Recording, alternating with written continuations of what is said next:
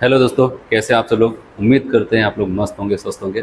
आज हम लोग यहाँ पर एक नया चैप्टर लेकर के आए हैं जिसको हम लोग पढ़ने वाले हैं। उसका नाम है सोल्यूशन। ठीक है, तो सोल्यूशन एक बहुत ही अच्छा चैप्टर है जिससे एग्जाम में लगभग 2 से 3 क्वेश्चन पूछे जाने के कम से कम चांसेस रहते हैं। और आज हम लोग इसको स्टार्ट करते हैं और पढ़ना स्टार्ट करते हैं। ठीक है, तो सबसे पहले मैं आपको बता दूँ यहाँ पर सोल्यूशन में कि इसके डेफिनेशन से स्टार्ट करते हैं। सोल्यूशन है क्या, आपने नाम तो बहुत सुना होगा सोल्यूशन का। ठीक है, तो हम लोग देखते हैं यहाँ पर डेफिनेशन क्या होती है सोल्यूशन की। तो सबसे पहले मैं आपको यहाँ पर बताता हूँ कि सोल्यूशन में हम लोग क्या देखने वाले हैं। यहाँ पर क्या हो जाता है, एक मिक्सचर आपको देखने को मिलता है। जिसे मान लेते हैं एक सोल्यूशन हम लोग बनाने जा रहे हैं यहाँ पर। तो यहाँ पर कई कंपोनेंट जैसे ए बी सी, ये कई कंपोनेंट हम क्या करते हैं आपस में मिला देते हैं। और मिलाने के बाद इनकी एक खास बात होगी, ये आपस में कोई केमिकल रिएक्शंस नहीं करेंगे। जैसे ए बी और सी, मैंने 3 लोगों को यहाँ पर एक बीकर में डाल दिया और डाल करके वहाँ पर क्या हो जाता है, याद रखना, ये कोई केमिकल रिएक्शंस नहीं करेंगे। लेकिन वो क्या कर जाते हैं, एक दूसरे में वहाँ पर इस तरह घुल जाते हैं कि वहाँ पर वो क्या करते हैं, एक होमोजीनस मिक्सचर का फॉर्मेशन करते हैं। क्या बनाते हैं, एक होमोजीनस मिक्सचर, एक होमोजीनस मिक्सचर का फॉर्मेशन करने लगते हैं। तो ऐसे ही होमोजीनस मिक्सचर को हम लोग क्या बोलते हैं वहाँ पर, सोल्यूशन। ये इसकी डेफिनेशन है। आया समझ में। ऐसा नहीं कि अगर हमसे पूछा जाए भाई सॉल्यूशन की डेफिनेशन बताओ, तो आपने कहा कि सॉल्यूट और सॉल्वेंट मिलकर के जो बनाते हैं उसी को क्या बोलते हैं वहाँ पर, ठीक है, सॉल्यूशन कहा जाता है। तो ऐसा नहीं है, वो तो उसके आप कंपोनेंट बता रहे हो कि ये 2 कंपोनेंट मिलकर के किसी सॉल्यूशन को तैयार करते हैं। लेकिन हमको बताया सच में क्या होता है वहाँ पर। सच में ये होता है कि अगर डेफिनेशन आपसे पूछा जाए तो अगर आप केवल ऐसा बताते हो तो गलत हो जाएगा। आपको ये बताना पड़ेगा कहोगे 2 या 2 से अधिक ऐसे सब्सटेंस जो आपस में कोई केमिकल रिएक्शंस तो नहीं करते, लेकिन मिल करके क्या करते हैं, एक होमोजेनस मिक्सचर का फॉर्मेशन करते हैं। उसी को हम क्या बोलते हैं वहाँ पर, सॉल्यूशन। अब सवाल आता है कि चलो सॉल्यूशन तो मैंने आपको बताया, ठीक है, ये 2 हो सकते हैं या फिर 2 से ज़्यादा हो सकते हैं। मिल करके कैसा मिक्सचर बनाए ये भी आपको ध्यान देना है, होमोजेनस मिक्सचर। अब सवाल आता है होमोजेनस मिक्सचर, अगर ये टर्म यूज हो रहा है तो होमोजेनस मिक्सचर का मतलब क्या हो जाता है। तो एक सिंपल सी लाइन में आपको बताऊं, आप ऐसा कह सकते हैं, same compositions through out the solution. यहाँ पर ए बी और सी जो होमोजेनस मिक्सचर्स बना रहे हैं उसका सेम कंपोजिशन पूरे सोल्यूशन में देखने को मिलना चाहिए। जैसे जिस रेशियो के साथ ए बी सी आपस में मिले हैं, आप चाहे यहाँ उसको चेक करें, चाहे यहाँ चेक करें, यहाँ कहीं पर भी सोल्यूशन में कहीं पर भी अगर आप चेक करें आपको सेम कंपोजिशंस देखने को मिलता है। आप कह सकते हैं ए बी सी का सेम रेशियो हर जगह आपको देखने को मिलता है। तो आप बताओगे कि उसी को हम क्या बोलते हैं वहाँ पर, होमोजेनस मिक्सचर। आया समझ में। तो होमोजेनस मिक्सचर का मतलब ये हो जाता है कि वहाँ पर क्या हो जाएगा, same composition through out the solution. पूरे सोल्यूशन में आपको सेम ही कंपोजिशन देखने को मिले। तो चलिए देखते हैं यहाँ पर डेफिनेशंस में आपको क्या बताता है। व्हेन 2 or more, और याद रहे chemically non reacting substances are mixed together forming homogeneous mixtures, then this mixture is called solution। तो ऐसे ही मिक्सचर को हम क्या देते हैं वहाँ पर, सोल्यूशन का नाम देते हैं। आया समझ में। ठीक है, तो अब यहाँ पर कुछ हम लोग और बातें सीखते हैं, क्योंकि आपको पता है किसी भी चैप्टर पे पहले हम लोग क्या करते हैं, फोकस करते हैं उसके बेसिक्स जो इस चैप्टर में यूज होंगे उसको हम लोग यहाँ पर पढ़ते हैं, समझते हैं। तो चलिए देखते हैं, यहाँ पर डेफिनेशन तो क्लियर हुआ सबको, ठीक है। अब आगे बढ़ते हैं। अब ऐसा हो सकता है, देखो सोल्यूशन बनने के लिए कम से कम 2 लोगों को चाहिए, 2 कंपोनेंट होने चाहिए, और ज़्यादा से ज़्यादा क्या हो सकते हैं वहाँ पर, 2 से ज़्यादा हो सकते हैं। जैसे कि अगर मैं आपको बताऊँ यहाँ पर, ठीक है, अगर यहाँ पर ऐसा सोल्यूशन है, ठीक है, और वहाँ पर मान लेते हैं केवल ए और बी मिले हुए, ए और बी 2 लोग भी मिल करके बना सकते हैं। ऐसा भी हो सकता है उस सोल्यूशन को, ठीक है, यहाँ पर 2 से ज़्यादा मतलब ए बी और सी 3 लोग भी हो सकते हैं। ऐसा भी हो सकता है वहाँ पर 3 से ज़्यादा हो जाए, भाई कुछ भी हो सकता है ना सोल्यूशन। ऐसा थोड़ी एक ही हो सकता, 2 ही हो सकते हैं, कम से कम 2, इससे ज़्यादा तो कुछ भी हो सकता है। ठीक है, ऐसा कुछ होता है। हाँ, यहाँ पर एक टर्म आपके केमिस्ट्री में चलता है, कहता है अगर मान लेते हैं 2 ही लोग बना रहे हैं सोल्यूशन को, तो ऐसे सोल्यूशन को हम कौन सा नाम देते हैं बताओ। उसको कहते हैं बाइनरी सोल्यूशन। ठीक है, उसको कहते हैं बाइनरी सोल्यूशन। अगर 3 है उसको कहते हैं टर्शियरी सोल्यूशन। अगर 4 हैं तो क्वाटर्नरी सोल्यूशन के नाम से उसको जानते हैं। ऐसा समझ, मतलब जितने कंपोनेंट है उसी के नाम से। जैसे बाइनरी आपको बताया 2 को बताता है, टर्शियरी 3 को, क्वाटर्नरी 4 को बताता है। हाँ, हम ज़्यादातर जो इस चैप्टर में फोकस करेंगे, ज़्यादातर क्या होगा, जो भी अच्छे अच्छे कॉन्सेप्ट पढ़ेंगे ठीक है। तो हम कहाँ पर पढ़ने वाले, इसको बाइनरी सोल्यूशन पे ज़्यादा पढ़ने वाले, ठीक है। तो ये आपको यहाँ पर बताया गया, मैं रीड करके सुनाता हूँ बेसिक जो टर्म्स है। When solution composed of only 2 chemical substances it is termed as a binary solutions. Similarly ऐसे ही अगर टर्शियरी और क्वाटर्नरी टर्म का भी यूज किया जाता है, कब, if it is a composed of 3 and 4 component respectively. तो कह रहे जैसे 2 लोग हैं तो उसको क्या बोला गया, बाइनरी, 3 हो गए तो टर्शियरी, 4 है तो क्वाटर्नरी, ऐसे आपको बोला जाता है। तो हम लोग अभी बेसिक टर्म्स इस सोल्यूशन में जो यूज हो सकते हैं उनको इकट्ठा कर रहे हैं, ठीक है। तो चलिए यहाँ पर और क्या क्या बेसिक टर्म्स आपको पता होना चाहिए। देखो ज्यादातर ये देखा गया है, हम जनरली की बात कर रहे हैं, ठीक है। ज्यादातर ये ऑब्जर्व किया गया है जनरली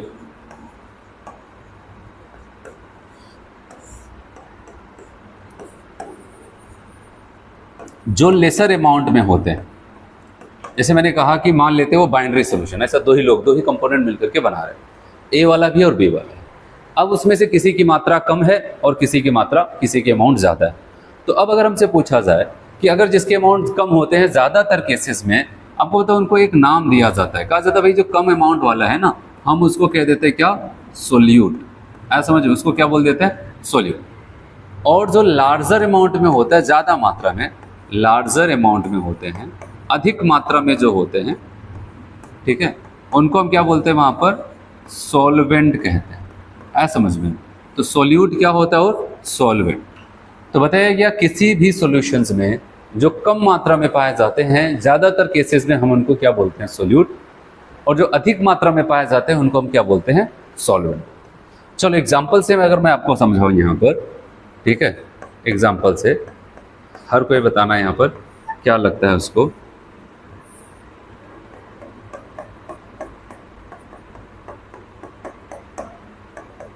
ठीक है, मान लेते एक सॉल्यूशन है, इसमें हमने क्या लिया, शुगर लिया, ठीक है, चीनी, और हर किसी को पता है शुगर कैसा हो जाता है, सॉलिड पार्टिकल होते हैं ना।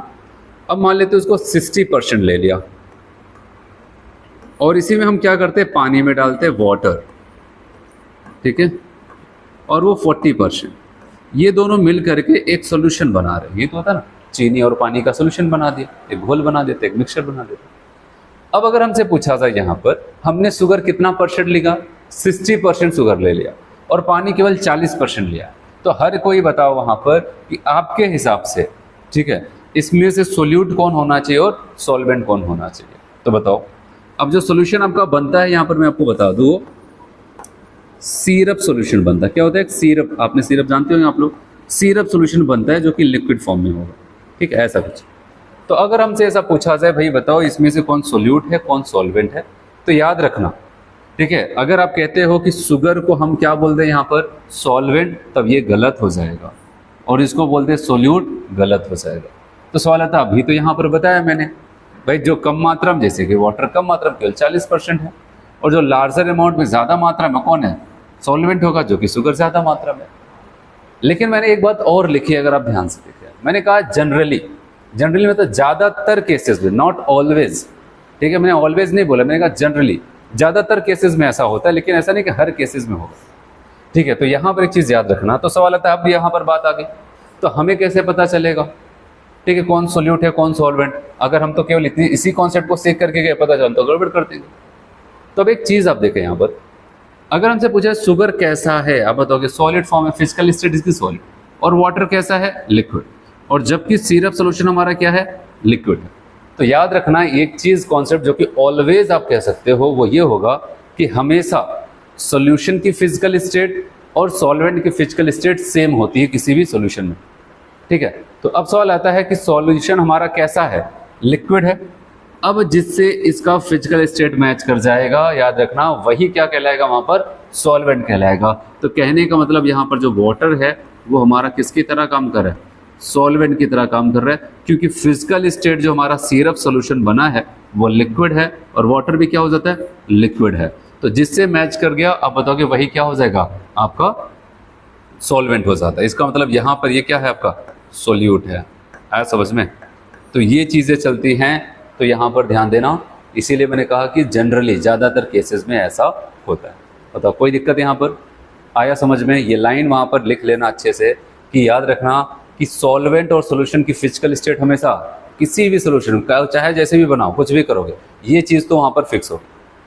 हाँ, आपको दिक्कत तभी हो सकती है कि जब वहाँ पर जो भी हम क्या करते हैं कंपोनेंट, जैसे दो कंपोनेंट, शुगर कंपोनेंट था एक वाटर था, अगर दोनों की फिजिकल स्टेट सेम है तब दिक्कत नहीं है। अगर दोनों की फिजिकल स्टेट सेम है तो जिसकी अमाउंट ज़्यादा है उसी को टिक कर दो, वो सॉल्वेंट हो जाएगा।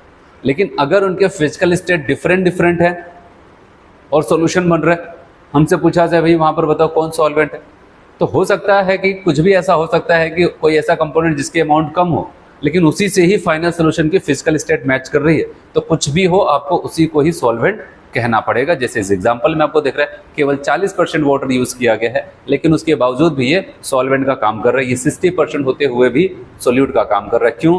क्योंकि फाइनल सॉल्यूशन की फिजिकल स्टेट इसी से मैच कर रही है। तो आप बताओगे इसका मतलब यही सॉल्वेंट है, भले ये अमाउंट उसका थोड़ा सा कम है। आप समझ रहे? तो चलिए और देखते हैं और क्या आपको बेसिक टर्म्स पता होने चाहिए चैप्टर को पढ़ने के लिए।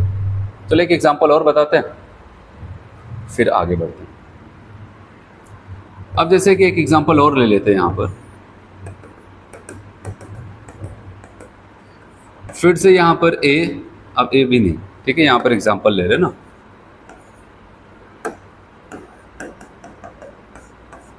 मान लेते हैं हम 10 ml अल्कोहल ले लेते हैं, ठीक है, अल्कोहल, और क्या करते हैं यहां पर 20 ml वाटर। अब बताओ अल्कोहल कैसा है? लिक्विड। वाटर कैसा है? लिक्विड। और फाइनल सोल्यूशन जो बनेगा वो क्या होगा? वो भी तो लिक्विड होगा। बताओ भाई, फाइनल सोल्यूशन जो बनेगा वो भी क्या हो जाता है? लिक्विड हो जाता है। तो अब बताओगे यहाँ पर इसका मतलब ये भी लिक्विड, ये भी लिक्विड और फाइनल सोल्यूशन भी लिक्विड। अब इस कंडीशन से पूछा जाए बताओ सोल्यूट कौन है, सॉल्वेंट कौन है, तो हम क्या बताएंगे? जिसकी अमाउंट ज़्यादा, ये 20 ml है जबकि केवल 10 ml है, तो बताओगे इसका मतलब यहाँ पर ये हमारा क्या करेगा? यहाँ पर आपका सॉल्वेंट की तरह काम करेगा, ठीक है। और ये किसकी तरह काम करेगा बताओगे? सॉल्यूट। ये चीज़ हो जाती है। इतना क्लियर है? आगे बढ़ा जाए तो चलिए आगे बढ़ते हैं, ठीक है। चलो यहाँ पर जो लिखा गया मैं आपको ऐसा रेड करा देता हूँ। मैंने आपको सारी चीज़ें समझाई। कह रहे कि जनरली ज़्यादातर केसेस में the component present in lesser amount, कम मात्रा में जो होते हैं, देन अदर कंपोनेंट, और सॉल्यूशन के अंदर उसको हम क्या बोलते हैं? सोल्यूट। फिर नेक्स्ट कहता है generally the component present greater amounts than all other component is called solvent, ठीक है। और यहाँ पर एक लाइन जो मैंने कहा कि बहुत इंपॉर्टेंट है, वो हर कोई ध्यान देगा। कहता है physical state of solvent and solution is same. Solvent और सॉल्यूशन की फिजिकल स्टेट क्या हो जाती है? हमेशा सेम होती है। जैसे एग्जाम्पल के तौर पे कहा गया इन सिरप, जो कि एक लिक्विड सोल्यूशन होता है, कंटेनिंग 60% शुगर जो कि सॉलिड है, 40% वाटर जो कि लिक्विड है, और यहाँ पर वाटर ही क्या हो जाता है? आपका सॉल्वेंट निकल करके आता है। फिर नेक्स्ट आपको एग्जांपल में कहता है कि अगर हम बात करते हैं इन अ सोल्यूशन ऑफ एल्कोहल, एक एल्कोहल का सोल्यूशन लेते हैं हम लोग वहां पर, ठीक है, बताया गया एल्कोहल एंड वाटर का सोल्यूशन हैविंग 10 ml, वहां पर एल्कोहल यूज किया गया, 20 ml वाटर, और यहाँ पर क्या बताओगे? वाटर आपका सॉल्वेंट है और एल्कोहल क्या हो जाता है? सोल्यूट हो जाता है। ये तो आपको क्लियर हुआ, सोल्यूट सॉल्वेंट, ठीक है। फिर उसके बाद मैंने अब हमको यहाँ पर देखना है कि अगर कोई सोल्यूशन बन ही चुका है, ठीक है, वो सोल्यूशन हल्का सोल्यूशन है, ठीक है, या फिर गाढ़ा सोल्यूशन है, इस बात को बताने के लिए हम उसकी कंसंट्रेशन को चेक करते हैं। अगर कोई सोल्यूशन क्या हो जाता है? हल्का सोल्यूशन है, तो हम उसको कहते हैं डाइल्यूट सोल्यूशन निकल गया, और अगर बहुत गाढ़ा है तो इसको कहते हैं कंसंट्रेट, ठीक है, ऐसा बोल दिया जाता है। लेकिन रियल में क्या हो जाता है कि ये एक दूसरे से कंपेयर में कर करके बताया जाता है, एक दूसरे से कंपेयर करते तब बताते हैं कौन कंसंट्रेशन है, कौन डाइल्यूट है। जैसे अगर एक छोटा सा एग्जांपल अगर मैं ले लूँ और आपसे कहूँ कि हम 1 लीटर वाटर लेते हो, उसमें 100 ग्राम चीनी डाल देते हैं, और आपसे पूछा जाए बताओ ये सोल्यूशन कंसंट्रेट है कि डाइल्यूट? अब बताओ क्या करोगे? हो सकता है जिसको मीठा कम पसंद होगा वो तो कहेगा मुझे तो कंसंट्रेट लग रहा है, मुझे ज़्यादा मीठा लग रहा है तो बहुत कंसंट्रेट है। अच्छा, जिसको मीठा ज़्यादा पसंद है वो बोलेगा नहीं ये तो बहुत डाइल्यूट, बहुत फीका सोल्यूशन है, इसमें और चीनी डालो, है कि नहीं? लेकिन आपको पता है अभी अगर रियल में देखा जाए तो हम बता नहीं सकते। लेकिन हाँ, अगर एक चीज़ और मैं आपको बताऊँ, एक फिर से सोल्यूशन बनाते हैं, उसी के बगल में रखते हैं, 1 लीटर पानी में आप 150 ग्राम चीनी डाल देते। पहले वाले में कितना डाल लेते? केवल 100 ग्राम, अब 150 ग्राम चीनी डाल देते। अब अगर हमसे पूछा जाए बताओ पहला सोल्यूशन डाइल्यूट था कि दूसरा, अब आप क्लियर हो जाओगे, कहोगे नहीं पहला वाला क्या हो जाता है वो कम गाढ़ा था मतलब वो डाइल्यूट है, दूसरा वाला कंसंट्रेट। तो हमेशा डाइल्यूट और कंसंट्रेशन एक दूसरे से कंपेरिजन में बताया जाता है। जब हम कंपेयर करते हैं भाई, उसमें कंपेरिजन करते हैं तब बताते हैं हाँ इसके रेस्पेक्ट में ये कंसंट्रेट है, ये डाइल्यूट है। लेकिन वैसे नॉर्मली अगर कभी बोला जाता है डाइल्यूट सोल्यूशन इस चैप्टर में आएगा, तो याद रखना वहाँ पर यह है कि सॉल्वेंट ज़्यादा है, सोल्यूट की मात्रा बहुत कम है वहाँ पर, तो उसको ऐसे नॉर्मली हम डाइल्यूट बोल देते हैं, ठीक है। और अगर वहाँ पर अच्छी खासी मात्रा में सोल्यूट प्रेजेंट है सॉल्वेंट के अंदर, उसको कंसंट्रेट बोल दिया जाता है। चलो यहाँ पर बात करते हैं, on the basis of amount of solute solution can be classified into two ways, ठीक है। और उसमें क्या हो जाता है, एक होता है डाइल्यूट सोल्यूशन, दूसरा क्या हो जाता है वहाँ पर कंसंट्रेट। तो डाइल्यूट सोल्यूशन की बात आती है, कहता है solution in which relatively small amount of solute is dissolve in large amount of solvent, तो उसको हम कहते हैं डाइल्यूट सोल्यूशन, ठीक है, ऐसा कह सकते हैं। और कंसंट्रेट सोल्यूशन की बात आती है, a solution in which relatively large amount, एक अच्छी खासी मात्रा में वहाँ पर सोल्यूट प्रेजेंट हो, solute is present is called concentrated solution, उसको हम क्या बोलते हैं वहाँ पर कंसंट्रेटेड सोल्यूशन के नाम से जानते हैं। कंसंट्रेटेड याद रखना। अब मैं आपको यहाँ पर पढ़ाना शुरू करने वाला हूँ, फिर से सोल्यूशन में आ रहा है। अगर आपने वॉल्यूमेट्रिक पढ़ा तो वहाँ पर भी सोल्यूशन से जुड़ा हुआ कुछ चीज़ें हम लोग पढ़ रहे थे, ठीक है, तो वहाँ पर कुछ रिएक्शंस भी हो रही थी, काफ़ी चीज़ें चल रही थी यहाँ पर। तो वहाँ पर भी मैंने कुछ कंसंट्रेशन के टर्म आपको बताया था। और पता है यहाँ पर भी क्वेश्चन की, अब यहाँ पर चैप्टर में जैसे हम एंट्री करते हैं तो यहाँ पर भी मैं आपको कुछ कंसंट्रेशन के टर्म से ही बताऊंगा, और लगभग काफ़ी कंसंट्रेशन के टर्म आपको यहाँ पर मिलेंगे। कुछ तो आपको जो वॉल्यूमेट्रिक में पढ़ा है वो मिलेंगे, उसको बहुत ज़्यादा एक्सप्लेन नहीं करेंगे क्योंकि वहाँ पर मैंने बता दिया। जो नहीं देखा होगा तो जाकर के वॉल्यूमेट्रिक देखे, वहाँ पर वो देख सकता है, समझ सकता है। लेकिन हाँ कुछ नए यहाँ पर टर्म आपको मिलेंगे, उस पर हम लोग अच्छे से फोकस करने वाले। चलो इसी कंसंट्रेशन में हम लोग बात करने वाले यहाँ पर कंसंट्रेशन ऑफ सॉल्यूशन।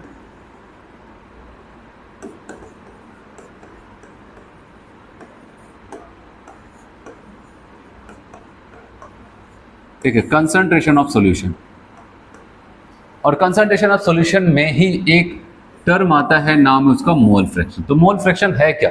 ये कंसंट्रेशन को बताने का तरीका है। अगर आपने वॉल्यूमेट्रिक पढ़ा होगा तो वहां पर भी हमने ऐसे बहुत सारे कंसंट्रेशन को बताने के तरीके पढ़े। मैंने कहा सबके तरीके अपने अपने। एग्जाम्पल मैंने आपको बताया था वहां पर कि जैसे टॉपर को बताने के तरीके अलग अलग हो सकते हैं, लेकिन टॉपर तो टॉपर।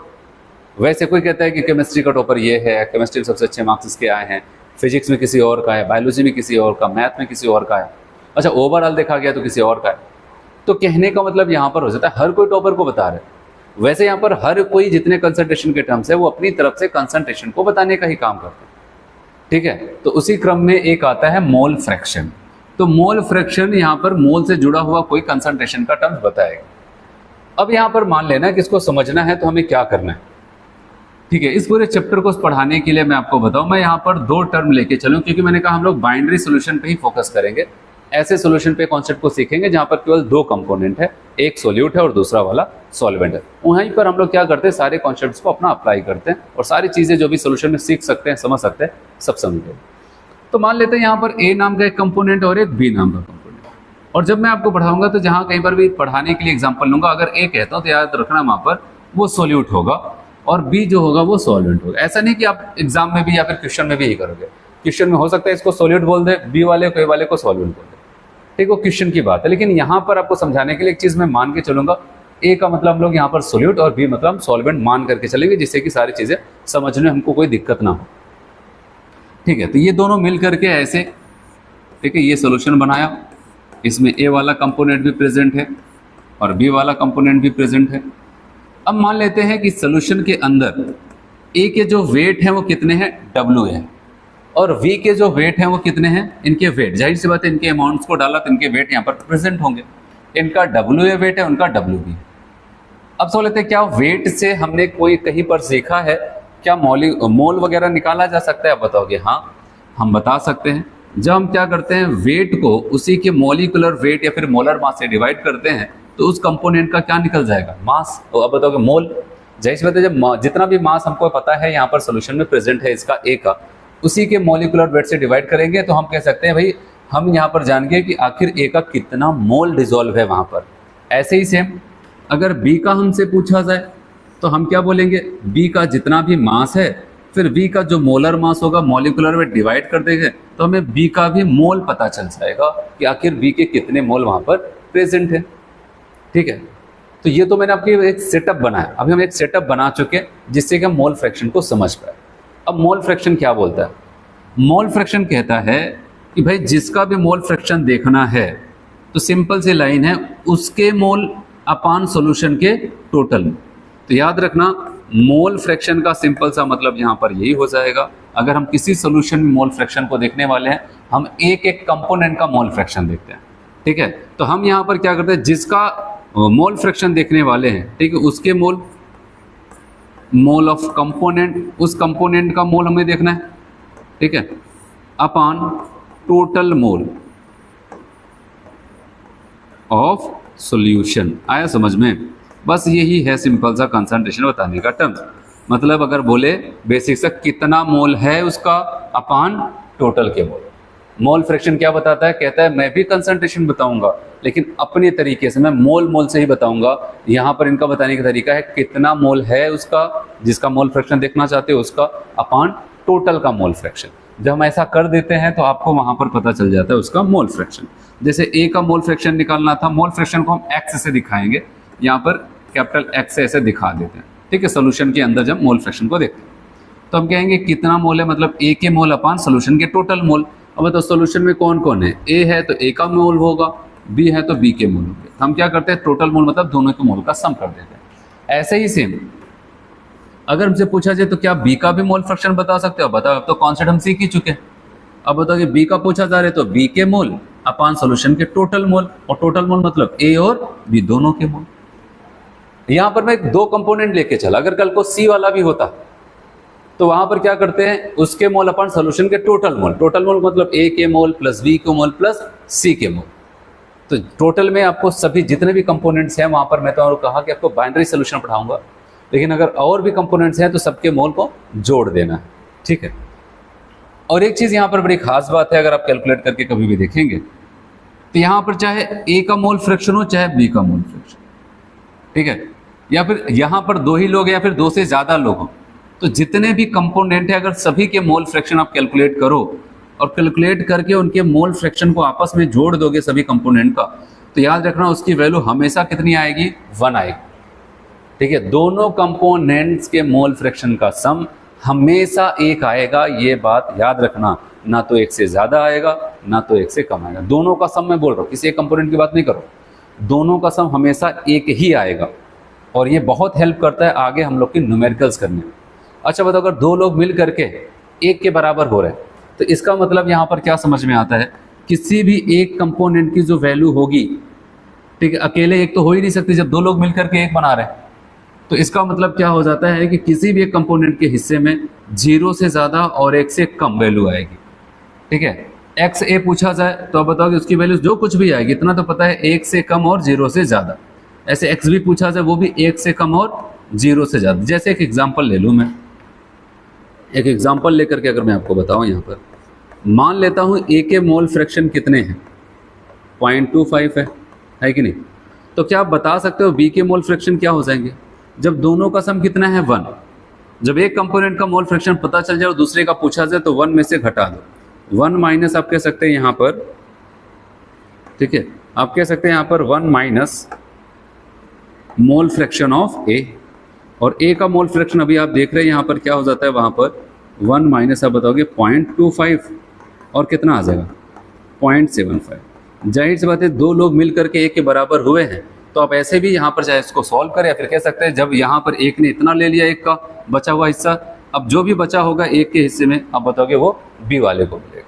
इसलिए ये यूज़ होता रहता है, आपको हमेशा ध्यान देना। तो क्या सीखा आपने? मोल फ्रैक्शन क्या हो जाता है किसी भी सोल्यूशन में? मोल फ्रैक्शन हम पूरे सोल्यूशन का नहीं, एक एक कंपोनेंट का बताते हैं, एक एक कंपोनेंट का बताते हैं, ठीक है। तो जिस कंपोनेंट का मोल फ्रैक्शन पूछा जाए उसके मोल अपान सोल्यूशन के टोटल मोल कर देंगे, सिंपल सा, ठीक है। और अगली चीज़ क्या सिखाया आपको? हमेशा मोल फ्रैक्शन का जो सम होगा वो 1 ही होगा, ना 1 से ज़्यादा ना 1 से कम। इस बात का भी आपको ध्यान देना। इससे ये भी साबित हो जाता मतलब किसी के हिस्से में ना तो पूरा का पूरा 1 मिलेगा और ना तो वो 0 होंगे। इसका मतलब वो 1 और अगर सोल्यूशन होगा तो, ठीक है, 1 से ज़्यादा कंपोनेंट है, सोल्यूशन बना तब मैं बात कर रहा हूँ। तो बताओ कि किसी एक के हिस्से में जो भी वैल्यू आएगी वो 1 से कम लेकिन 0 से ज़्यादा आएगी। वही मैंने आपको यहाँ पर बताया। अच्छा, अगर हमसे एक टर्म्स और चलता है, कहता है मोल परसेंटेज, ठीक है। अगर आप बताओ मोल परसेंटेज की बात आती है, मोल परसेंटेज, तो मोल परसेंटेज बराबर हम क्या बोल सकते हैं? एक सिंपल सी लाइन, देखो आपको पता है जब भी परसेंटेज की बात आती है, सिंपल सा कोई ऐसा mole percentage, mass percentage, volume percentage, कुछ भी परसेंटेज आ जाए तो सिंपल सा मतलब कितना है अपान कितने में इंटू 100। अब मोल परसेंटेज में ना मोल की बात आ रही है, जैसे मान लेते हैं मोल परसेंटेज किसी का पूछा जाए, उसका मोल जैसे ए का पूछा जाए, मोल परसेंटेज ऑफ ए, तो एक सिंपल सी लाइन, ए के मोल मतलब कितना मोल है अपान टोटल मोल कितने होंगे सोल्यूशन में, Na प्लस NB इनटू क्या हो जाता है 100। परसेंटेज को तो यही होता है, ये जिसने एक बार देख लिया समझ लिया, उसके बाद कुछ भी परसेंटेज कहीं पर है उसको पता चल जाएगा उसका मतलब क्या, कितना है अपान टोटल इंटू 100। तो अच्छा बताओ, ये जो भी मैंने आपको बताया उसका मोल अपान टोटल मोल, इसी को हम क्या बोलते हैं, मोल फ्रैक्शन, और उसके बाद क्या हो जाता है इंटू 100। तो कहने का मतलब कि अगर मोल फ्रैक्शन में हम 100 से, मोल फ्रैक्शन की वैल्यू को अगर 100 से मल्टीप्लाई कर देते हैं तो यहाँ पर जो टर्म्स निकल के आता है उसको कहते हैं मोल परसेंटेज। क्या बोलते हैं उसको, मोल परसेंटेज कह सकते हैं, मतलब कितना मोल है अपान टोटल मोल इंटू 100 ऐसे बोले, या फिर इतने को हम मोल फ्रैक्शन कहते हैं, मोल फ्रैक्शन इंटू 100 करके बोल सकते हैं, ये मोल परसेंटेज बन जाता है, ठीक है। देखो मोल फ्रैक्शन की जो बात अभी मैंने आपको सिखाई, ठीक है, वो था सॉल्यूशन में। कहाँ पर था, सॉल्यूशन फेज में। एक होता वेपर या फिर गैसियस फेज का मोल फ्रैक्शन, ठीक है। जैसे कि अगर मैं आपको बताऊं यहाँ पर एक एग्जांपल, ध्यान से समझना हर कोई, एक मैंने ऐसा क्लोज कंटेनर लिया है, ठीक है, और इसमें गैसेस भरी गई। कौन है यहाँ पर, आप देखेंगे यहाँ पर गैसेस है, ठीक है, ऐसा मान लेते हैं गैसेस। यहाँ पर ए नाम की भी गैस है, बी नाम की भी गैस और सी नाम की भी गैस है। और आपको पता है जब किसी मिक्सचर में एक से ज़्यादा गैसेस होते हैं आपस में मिल करके वहाँ पर मिले हुए हैं, तो अब उनके प्रेशर को बताने के लिए अब ए के द्वारा जो इस कंटेनर पर, क्योंकि अब ए वाला गैस भी इस कंटेनर पे टकरा रहा है, बी वाला भी टकरा रहा है, सी वाला भी टकरा रहा है, हर कोई टकरा के क्या करेगा, प्रेशर ही तो डेवलप करेगा, ऐसे ही तो होगा। तो ए के द्वारा जो प्रेशर लग रहा है उसको मान लेता हूँ PA। ऐसे बी जो प्रेशर इस कंटेनर के अंदर डेवलप कर रहा है उसको हम क्या बोलते हैं PB, क्योंकि गैस है तो वो प्रेशर डेवलप करेगा। ऐसे अगर C है तो C के द्वारा जो प्रेशर लगेगा उसको PC कह देते हैं, ठीक है। अब यहाँ पर एक टर्म चलता है, ये जो मैंने यहाँ पर कहा प्रेशर ऑफ ए नहीं, इसके अच्छा नाम यहाँ पर यूज कर सकते हैं, पता क्या कह सकते हैं, पार्शियल प्रेशर। क्या बोल सकते हैं यहाँ पर, पार्शियल प्रेशर ऑफ ए, इसको अगर बोलना कह सकते हैं पार्शियल प्रेशर ऑफ ए, ठीक है। ऐसे बी का मतलब क्या, पीबी का मतलब पार्शियल प्रेशर ऑफ बी, और पीसी का मतलब पार्शियल प्रेशर ऑफ सी। तो ये जो टर्म यहाँ पर आपको बताया जा रहा है, तो कहा जाता है जब एक मिक्सचर होता है ना, तो उसमें एक हम कहते हैं कि इनके द्वारा कितना प्रेशर लग रहा है, इनके द्वारा और इनके द्वारा, उसको हम ऐसा टर्म यूज करते हैं पार्शियल प्रेशर। क्या बोलते हैं उसके लिए, पार्शियल प्रेशर बोला जाता है, partial pressure of A, partial pressure of B, partial pressure of C, ये सब बोला जाता है, ठीक है। तो कहा जाता है कि ये मान लेते हैं इनके पार्शियल प्रेशर है, तो इनके द्वारा अगर पूछा जाए, इस कंटेनर से अगर पूछा जाए भाई बताओ तुम्हारे ऊपर टोटल कितना प्रेशर लग रहा है, तो क्या बताएगा, कहेगा तुम खुद देख लो, ए भी प्रेशर लगा रहा है, ठीक है, बी भी प्रेशर लगा रहा है और सी भी प्रेशर लगा रहा है, तो इस सबके प्रेशर को जोड़ लो और आपको पता चल जाएगा कि टोटल प्रेशर मेरे ऊपर कितना लग रहा है, यही तो होगा। तो अगर हम टोटल प्रेशर की बात करते हैं कंटेनर, मतलब partial pressure of A plus partial pressure of B plus partial pressure of C, सभी के प्रेशर को हम जोड़ लेंगे तो इस कंटेनर पे टोटल कितना प्रेशर लग रहा है वो पता चल जाएगा। अब सवाल आता है, हम तो यहाँ पर क्या पढ़ने जा रहे थे, वेपर फेज में भी मोल फ्रैक्शन होता है, ठीक है, जहां पर अमाउंट है वहां पर मोल है, तो मोल है तो मोल फ्रैक्शन हो सकता है। लेकिन अभी आपको बताया था जो सोल्यूशन फेज के मोल फ्रैक्शन होते हैं उनको बताने का सिंपल तरीका उसके मोल अपॉन टोटल मोल है।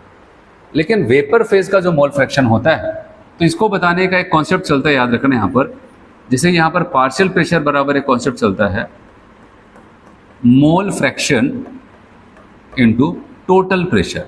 क्या बोलते हैं उसको, टोटल प्रेशर, ये चलता है कॉन्सेप्ट। तो जैसे पार्शियल प्रेशर पी ए बराबर अगर लिखना चाहे तो क्या कर सकते हैं, पी ए बराबर मोल फ्रैक्शन, तो मोल फ्रैक्शन ए का हम इसको एक्स से लिख देते हैं, इंटू टोटल प्रेशर को हम पी टी मान लेते हैं। तो बताओ यहाँ पर वेपर फेज की बात हो रही है, कोई लिक्विड सोल्यूशन की बात नहीं हो रही, तो एक्स ए क्या है, मोल फ्रैक्शन, ये बराबर अगर बोलना चाहे तो क्या कर सकते हैं, तो आप बताओगे एक P A upon P T, ऐसे तो बोल सकते हैं। अगर पी ए बराबर, क्योंकि मैंने कहा पार्शियल प्रेशर बराबर mole fraction into total pressure होता है, तो पी ए बराबर पार्शियल प्रेशर ऑफ ए बराबर mole fraction of A into total pressure. तो अगर एक्स ए की बात करते हैं, मोल फ्रैक्शन ऑफ ए पूछा जाए मतलब ये, तो P A upon P T. अच्छा पी ए है क्या? पी। अब बताओगे ए के द्वारा लगने वाला प्रेशर और पी टी क्या है? Total pressure. ऐसे अगर हमसे पूछा जाए बताओ भाई एक्स बी क्या होगा, तो सिंपल सा इसी रूप में उसको बताएंगे। तो यहाँ पर कहेंगे बी के द्वारा लगने वाला प्रेशर अपान टोटल प्रेशर।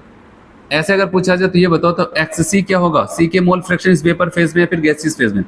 आपको सिंपल सा कॉन्सेप्ट भाई, उनके द्वारा लगने वाला प्रेशर अपान टोटल प्रेशर। तो वेपर फेज या फिर गैसियस फेज में अगर गैसियस मिक्सचर है कोई, वहां पर मोल फ्रैक्शन को बताने का सिंपल सा तरीका हम प्रेशर की मदद से बताएंगे। और प्रेशर की मदद से बताने का मतलब क्या? उसके द्वारा लगने वाला प्रेशर अपान टोटल प्रेशर। जैसे ए का मोल फ्रैक्शन हमसे पूछा जा रहा है कहां पर? इस वेपर फेज में, गैसियस फेज में, ठीक है, दोनों में डिफरेंस है। वो लिक्विड फेज था, वो लिक्विड सोल्यूशन कोई था या फिर सोल्यूशन था वहां पर। तो आप बताओगे यहाँ पर इसके द्वारा लगने वाला प्रेशर अपान टोटल प्रेशर। तो जब हम यहाँ पर वेपर फेज या फिर गैसियस फेज में बताएंगे तो सिंपल सा तरीका, जिसका भी पूछा जाए उसके द्वारा लगने वाला प्रेशर अपान टोटल प्रेशर करके सबको बता सकते हैं। और यहाँ पर भी मैंने 3 कंपोनेंट उठा लिए, ए बी सी। तो याद रखना यहाँ पर भी कॉन्सेप्ट वही लगता है, सभी कंपोनेंट के मोल फ्रैक्शन का जो सम होगा, ठीक है, उसको हम क्या बोलते हैं पता है? वहाँ पर सम कितना निकल के आएगा ऊपर।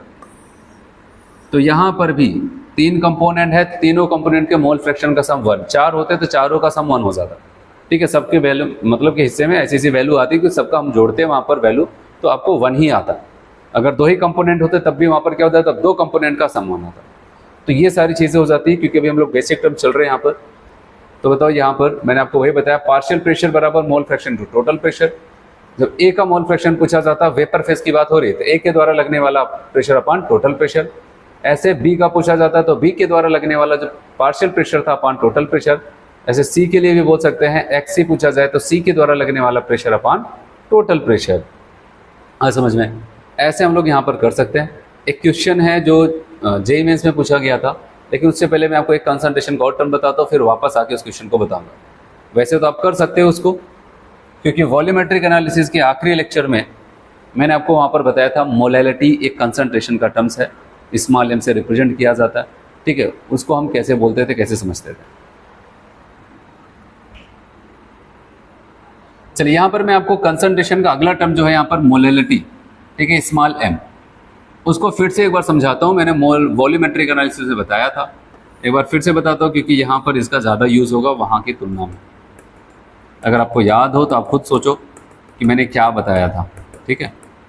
तो एक सॉल्यूशन हम ले रहे हैं और याद रहे ये सॉल्यूशन में आपको पता है क्या होगा, 1 kg का क्या होगा, 1 kg या फिर 1000 ग्राम ऑफ सॉल्वेंट, क्या होगा, 1000 ग्राम ऑफ सॉल्वेंट होगा।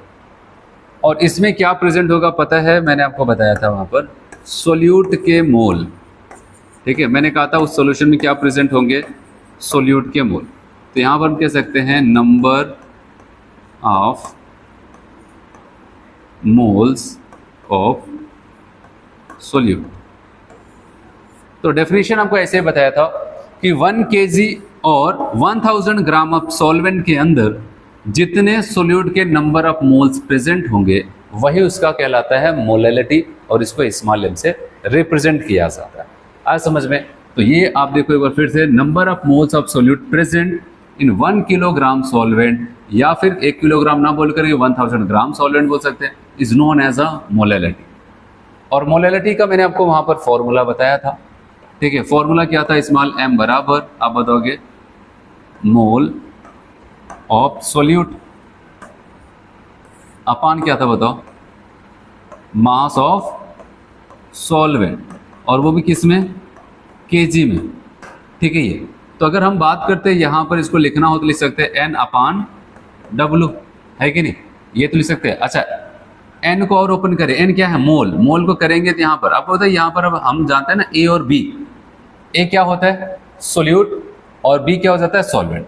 तो यहाँ पर इस सोल्यूट का मोल का मतलब एक एन ए, और यहाँ पर सॉल्वेंट का मोल मतलब मास मतलब डब्ल्यू बी। तो इसको लिख सकते हैं, मोल को ओपन करें सोल्यूट का, W A upon M A, M क्या है molecular weight, upon W B, और डब्ल्यू बी आपको याद रहे यहाँ पर किस में रखना है, किलोग्राम। और अगर कभी यहाँ पर ये मास आपको किस में मिल जाए, ग्राम में, तो आप क्या करोगे, W A into 1000 upon M A into W B, और ये किस में हो गया, ग्राम में। तो मोलैलिटी का ये भी फॉर्मूला याद रखना। ग्राम में आ गया तो आपको पता है इसको किलोग्राम में बदलने के लिए 1000 से डिवाइड करेंगे और 1000 कहाँ पर चला जाएगा, ऊपर। तो ऐसा कुछ यहाँ पर हो जाता है। तो स्मॉल एम मोलैलिटी बराबर W into 1000 upon M A into W B हो जाता है, ठीक है, ऐसा कुछ होता है। और यहाँ पर स्मॉल एम क्या बताता है, बताओगे, मोलैलिटी ऑफ सोल्यूशन के बारे में बताता है। चलिए मिटाए इसको यहाँ पर, और यूनिट आप सिंपल सा बता सकते हो यहाँ पर, क्या बताओ, मोल अपान वेट, मतलब मोल की यूनिट क्या है, मोल, और मास का किलोग्राम। तो मोल अपान किलोग्राम मोलैलिटी की यूनिट होती है, क्योंकि इसके बारे में थोड़ा सा वहाँ पर भी बताया था। अगर फिर से जो मैंने आपको बताया, यहाँ पर हम कैसा सेटअप बनाते हैं, वही सोल्यूशन हमारे पास यहाँ पर, ठीक है। मैंने कहा कि यहाँ पर मान के चलना, जो ए है वो सोल्यूट है और बी है वो सॉल्वेंट। तो ए नाम का सोल्यूट है और बी नाम का सॉल्वेंट है, ऐसे ही। और अगर डब्ल्यू ए पूछा जाए, मान लेते हैं सोल्यूट का मास है, डब्ल्यू भी क्या है, सॉल्वेंट का मास है। तो अब यहाँ पर आपको पता है कि अभी मैंने आपको बताया मोलैलिटी बराबर एन अपान डब्ल्यू। तो ए किसका है, एन किसका है, ए का, और डब्ल्यू किसका है, बी का, यही तो बताया। तो फॉर्मूला जो बनके तैयार हो जाता है W into 1000 upon M A into W B, जो भी ऊपर बताया। ये मोलैलिटी का फॉर्मूला हर कोई हमेशा याद रखेगा क्या होता है। आपको पता है जब मोलैलिटी का क्वेश्चन पूछते हैं, वो क्या करते हैं ज़्यादातर केसेस में, आपको मास सोल्यूट का दे देते हैं, और बचता है दूसरा कौन, मोलर मास ऑफ सोल्यूट। और वो लगभग अगर कह देते हैं एसिडिक एसिड है, यूरिया है, ग्लूकोज है, कुछ भी बोल देते हैं, तो वो हमें पता चल जाता है कि इसका इतना होगा। फंसता मैटर कहीं ना कहीं जाकर के डब्ल्यू बी के ऊपर। डब्ल्यू बी क्या है, मास ऑफ सॉल्वेंट। तो वहीं पर कहीं ना कहीं ये मैटर जाकर के फंसता है। अब सवाल आता है हम करें क्या, तो वहां पर आपको कुछ ना कुछ तो हिंट देना ही पड़ेगा भाई उसको क्वेश्चन में, तभी तो निकाल सकते हैं। तो हो सकता है पूरे सोल्यूशन का मास दे दिया, लेकिन आपको पूरे सोल्यूशन का मास थोड़ी, किसका, केवल किसका रखना है, वहां पर सोल्यूट का मास रखना है, सॉल्वेंट का मास रखना है, या डब्ल्यू भी किसका है, सॉल्वेंट का मास है, तो उसको रखना है। तो हम क्या करेंगे, तो अगर पूरे सोल्यूशन का मास दे दिया जाए, ठीक है, और सोल्यूट का मास तो दिया ही है, और हमें वहां पर सॉल्वेंट का मास निकालना है, तो हमें पता है कि पूरा सोल्यूशन किससे मिलकर के बना, पूरा सोल्यूशन बताओ, सोल्यूट और सॉल्वेंट से। तो सोल्यूशन का मास मतलब किसका मास, सोल्यूट का मास प्लस सॉल्वेंट मास। सोल्यूशन में यही दो लोग हैं, इन दोनों के मास को जोड़ लिया, मतलब कि सोल्यूशन का मास बन गया। और वही अगर हमसे पूछा जाए, यहाँ पर इसको हम कह रहे हैं क्या, डब्ल्यू बी, इसको कह रहे हैं डब्ल्यू ए। अगर हमसे डब्ल्यू बी पूछा जाता, बताओ क्या करोगे। अब अगर डब्ल्यू बी पूछा गया तो हम क्या करेंगे भाई, कहेंगे मास ऑफ सॉल्यूशन, ठीक है, उसमें से क्या घटा देंगे, मास ऑफ सोल्यूट, मतलब डब्ल्यू ए को घटा देंगे, बन गया काम, ठीक है। तो अगर वो हमें नहीं देते हैं सॉल्वेंट का डायरेक्ट मास, अगर पूरे सोल्यूशन का दे दे और सोल्यूट का दे दे, तब भी कोई कठिन चीज थोड़ी ना। पूरे सोल्यूशन में सोल्यूट को घटा दिया, जो भी बचा होगा किसका होगा, सॉल्वेंट का होगा, है कि नहीं। अब यहाँ पर बात आती है मास ऑफ सोल्यूशन को और क्या तरीके से वो निकलवा सकते हो सकता है आपको वहां पर, ठीक है, सोल्यूशन का भी मास नहीं दिया, सोल्यूट का मास दे दिया, पूरे सोल्यूशन का भी मास नहीं दिया, कहा अब पता करो। लेकिन उन्होंने एक हिंट फिर से दे दिया आपको, पता है क्या, सोल्यूशन की डेंसिटी दे दी और वॉल्यूम दे दिया। तो हम क्या करेंगे, तो हमारे पास एक फॉर्मूला होता है, किसी को पता होना चाहिए, मास ऑफ सोल्यूशन, फिर मास बराबर, ये आप सब जानते होंगे, मास बराबर वॉल्यूम इनटू डेंसिटी, ठीक है। तो कहने का मतलब हम ये कब यूज करेंगे, जब आपको सोल्यूशन का मास ना दिया हो, केवल सोल्यूट का मास दिया हो, तब भी हमें जरूरत है वहां पर डब्ल्यू बी की। तो अब वहां पर सोल्यूशन का मास ना दे कोई बात नहीं, लेकिन सोल्यूशन के लिए हमको क्या दे दे, उसकी वॉल्यूम और उसका डेंसिटी, तब भी हम सोल्यूशन का मास निकाल लेंगे। और जब सोल्यूशन का मास आ गया, उस मास में से सोल्यूट का मास घटा करके आसानी से बता सकते हैं वहां पर सॉल्वेंट का मास कितना होगा। आज समझे। तो चलिए यहाँ पर बात करते हैं, मास ऑफ सोल्यूशन बराबर कह सकते हैं वॉल्यूम ऑफ सोल्यूशन एमएल में इंटू डेंसिटी ऑफ सोल्यूशन ग्राम पर एमएल, ठीक है। तो हम ऐसा कुछ वहां पर रखते हैं।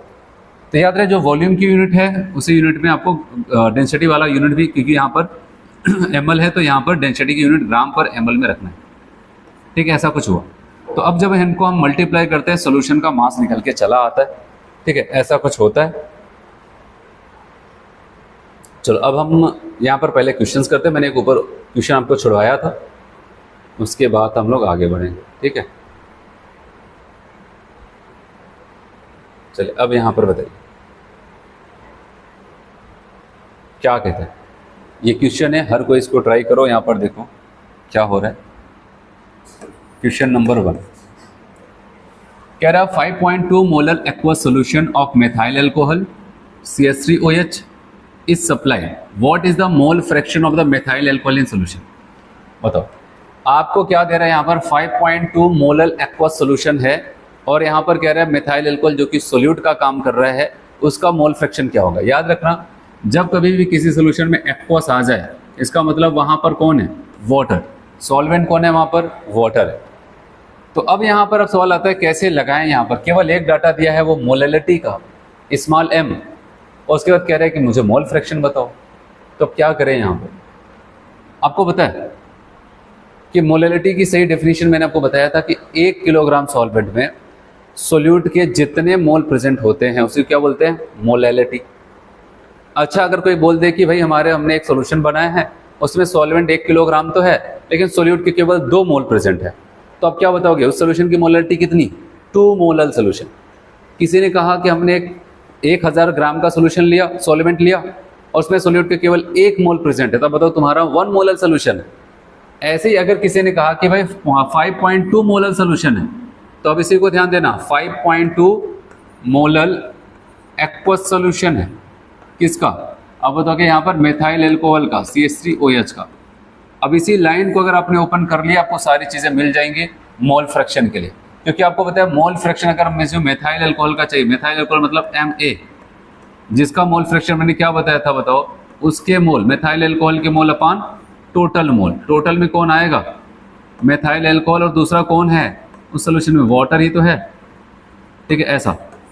तो यही करना है हमें। तो अब इस लाइन को ओपन करो, इसका मतलब क्या, इसका मतलब आप ऐसा कह सकते हैं भाई 5.2 मोल ऑफ सोल्यूट, सोल्यूट कौन है, मेथाइल अल्कोहल। आप बताओगे प्रेजेंट इन, बताओ ये मोलल का मतलब कितने सॉल्वेंट में, 1000 ग्राम ऑफ सॉल्वेंट, आया समझ में। और सॉल्वेंट कौन है, वाटर। तो ये बोलना चाहता है, इतनी छोटी सी लाइन में हमने ये चीज़ें लिख ली जिससे हमें मेथाइल अल्कोहल का मोल पता चल गया। बोले तो हम A, मैंने कहा था सोल्यूट को हम क्या बोलेंगे, A। कितना आ जाता है 5.2। लेकिन सवाल आता है सॉल्वेंट का कैसे निकालोगे, क्योंकि हमें सोल्यूट का मास जिसका पूछा उसका मोल अपान टोटल मोल रखना होता है। तो देखो अगर हम यहाँ पर 5.2 मोल कह रहे हैं भाई 1000 ग्राम में है, तो 1000 ग्राम जब बोला गया तो इसका मतलब सॉल्वेंट का मास भी तो आ गया। अब सवाल आता है कि आप मास दे दिया जाए और आपसे पूछा जाए कि आप मोल निकाल सकते हो, आसानी से निकाल सकते हो। बताओ मास अपान मोलर मास, और वाटर का बताओ मॉलिक्यूलर वेट कितना होता है 18 या फिर मोलर मास। तो मास है 1000, 18 से डिवाइड किया, हर किसी को पता है यहाँ पर करेंगे तो 55.55 आ जाता है, ठीक है। तो अब देखो यहाँ पर, अब ये तो हमने दोनों के मोल बना लिए ना। अब मोल फ्रैक्शन मतलब ए का मतलब मेथाइल अल्कोहल का पूछा जा रहा है, तो उसके मोल कितने हैं 5.2 और टोटल के मोल में मतलब क्या, फिर से इसके 5.2 प्लस दूसरा कौन है वाटर 55.55। जब इसको सॉल्व करते हैं ये 5.2 और इसको सॉल्व करेंगे तो यहाँ पर कितना आ जाएगा, इसको हम जब ऐड करते हैं बताओ, ये 5 ये 7 ये यहाँ पर कितना आ जाएगा, ये 60 हो जाता है ना। और जब इसको सॉल्व करेंगे 5.2 अपन 60.75, तो अब इसको सॉल्व करते हैं 0.086 आ जाता है। आया समझ में। इसको मैंने आपको छुड़वाया था, मैंने कहा मोलैलिटी आपको पढ़ा देता हूँ, उसका तब बता दो। अगर मोलैलिटी का एग्जैक्ट डेफिनेशन आपको आ गया समझ में, तो इस लाइन को आप ओपन कर सकते थे। इसका मतलब 1000 ग्राम में सोल्यूट के इतने मोल है, और सोल्यूट कौन है, मेथाइल अल्कोहल, मतलब मेथाइल अल्कोहल का मोल ये है। अब फंसता है कौन सा, सॉल्वेंट का मोल। तो हमने जब 1000 ग्राम मान लिया है, कहा कि उसके अंदर इतने मोल हैं, तो अगर इतने मोल में इसका ले रहा हूँ, इसका मतलब वहाँ पर वाटर का सॉल्वेंट का मास कितना है 1000 ग्राम, तो उसका भी हम मोल निकाल लेते हैं, कितना निकल जाता है 55.55। फिर इसके बाद अपना कॉन्सेप्ट लगाते हैं मोल फ्रैक्शन को, जो भी सिखाया आपको आ जाता है। चलिए इसको हटाएं।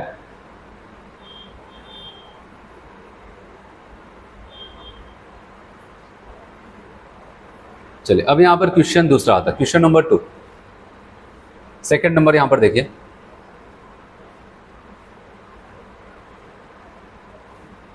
इसको सॉल्व करें। कहता है the molality of urea solution in which 0.010 gram of urea क्या है NH2 का whole 2CO is added to 0.30 decimetre cube of water at STP is.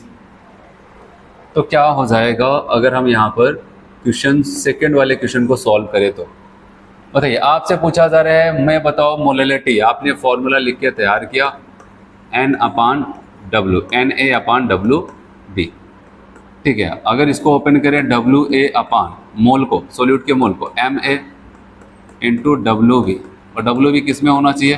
Kilogram. अगर क्वेश्चन में मास हमें सॉल्वेंट का ग्राम में है तब ऊपर 1000 से गुणा करेंगे, नहीं है तो कोई बात नहीं। अब सवाल आता है क्वेश्चन को देखो हमें मिला क्या है?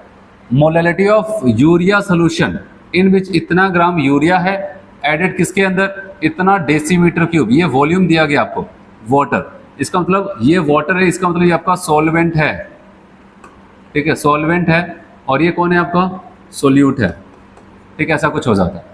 तो अब हमें सोल्यूट मतलब ए का मास पता चल गया, सॉरी ए का मास पता चल गया ना, वहां पर हमें ए का मास हमें पता चल जाता है, और वो कितना आपको दिया गया वहां पर?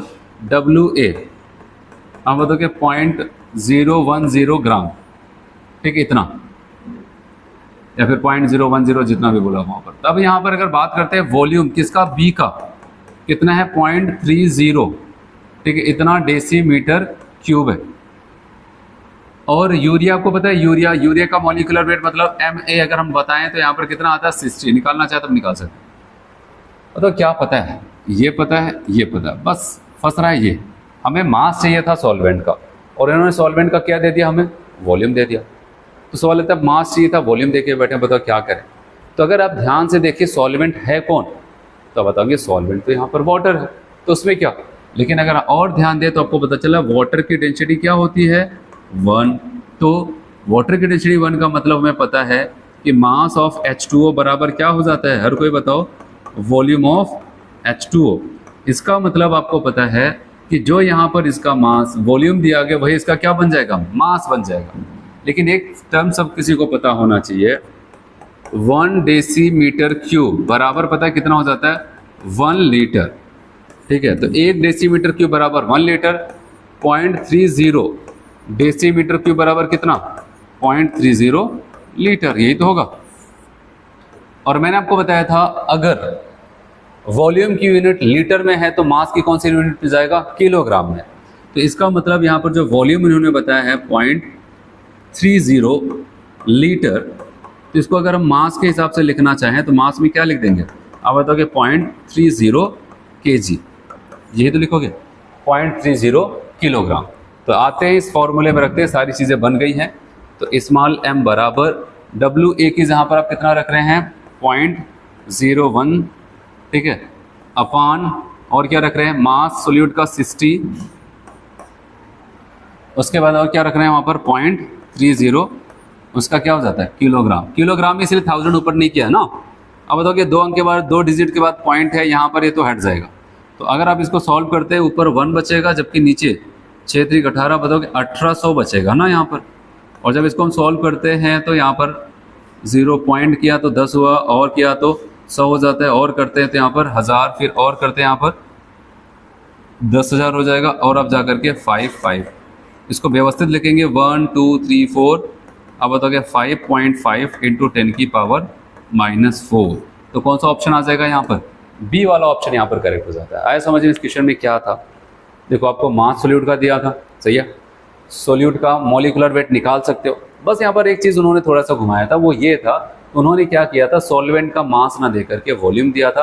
लेकिन हम जानते थे सॉल्वेंट हमारा जो यहाँ पर है वो वाटर है, और वाटर के केस में जो वॉल्यूम है वही मास है, जो मास है वही वॉल्यूम है। बस यूनिट का ख्याल रखना, अगर वॉल्यूम लीटर में है तो आप यूनिट मास का कौन सा? किलोग्राम वाला यूज करना। अगर वॉल्यूम ml में है तो आप बताओगे मास के कौन सा? ग्राम वाली यूनिट यूज करना, ठीक है। आज समझ में? तो आपका यहाँ पर बी वाला ऑप्शन करेक्ट हो जाता है। तो चलिए आगे बढ़े।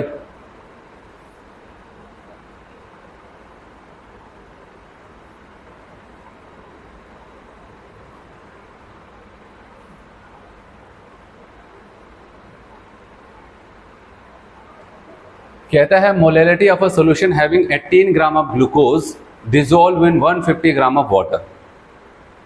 आपसे कह रहा है कि मोलैलिटी ऑफ सॉल्यूशन बताओ जब 18 ग्राम ग्लूकोज को, जिसका मॉलिक्यूलर वेट 180 होता है, 500 ग्राम वाटर, मतलब वाटर क्या है आपका? सॉल्वेंट, ग्लूकोज क्या है, सोल्यूट। तो मोलैलिटी पूछा जा रहा है, एम्स में पूछा गया था, सिंपल सा क्वेश्चन है।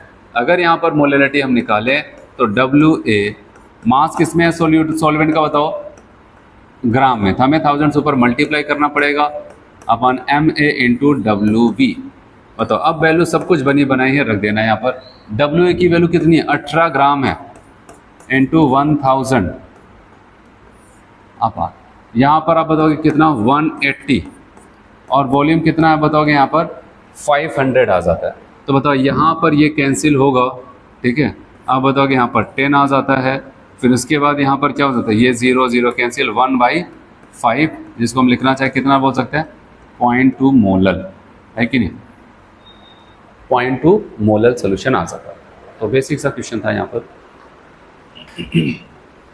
बताओ यहाँ तक कोई दिक्कत, आगे बढ़े।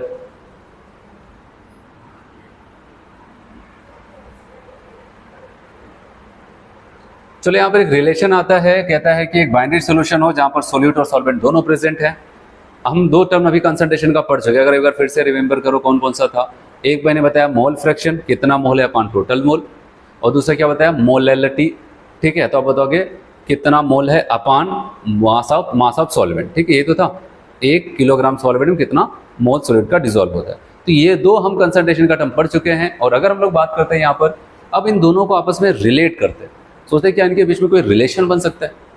तो रिलेशन बनाने के लिए अगर मैं आपको यहाँ पर दिखाऊं, डायरेक्ट फॉर्मूला यहाँ पर बना करके लिखा गया, मैं आपको थोड़ा सा यहाँ पर हिंट दे देता हूँ, जिसे अगर कभी आप भूलो तो आप खुद से बना सकते हो।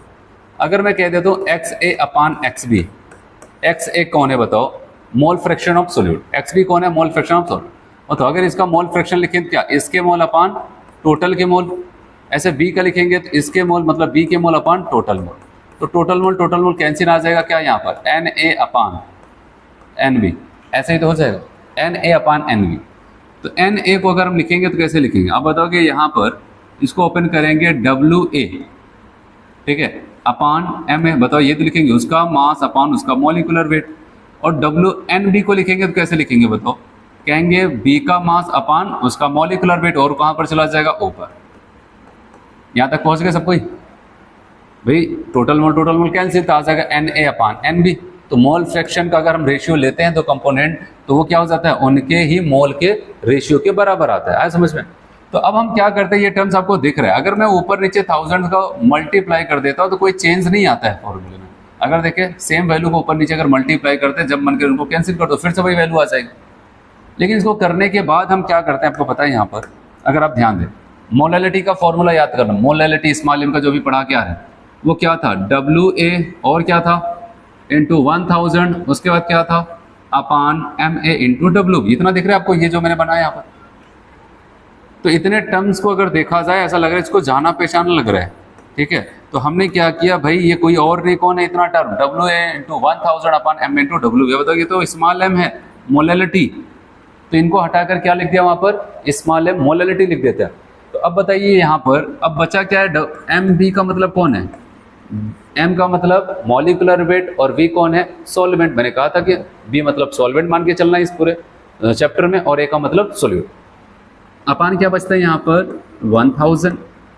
तो बताओ क्या बन जाएगा फॉर्मूला यहाँ पर, अब बताओ कि यहाँ पर XA अपान XB बराबर M इंटू MB अपान 1000 आ जाता है, ठीक है। वही आप डिराइव भी कर सकते थे या फिर डायरेक्टली आप याद भी कर सकते हो। तो वही मैंने यहाँ पर लिख दिया है यहाँ पर XA अपान XB बराबर मोलैलिटी इंटू मॉलिक्यूलर वेट किसका, सॉल्वेंट का अपान 1000। ये एक रिलेशन होता है इनके बीच में। अगर कभी मोलैलिटी देकर के मोल फ्रैक्शन पूछे, फिर मोल फ्रैक्शन देकर के मोलैलिटी पूछी जाए, तो हमारे पास ये फॉर्मूला है, तो हम जल्दी कर सकते हैं। हम क्या करते हैं, जल्दी से उस क्वेश्चन को सॉल्व कर सकते हैं, ठीक है। और क्वेश्चन पूछा भी गया, ऐसा नहीं, क्वेश्चन पूछा गया तो ये हर किसी को आना चाहिए। चलिए देखते हैं, बताओ कोई दिक्कत यहाँ पर, रिलेशन याद होना चाहिए हर किसी को।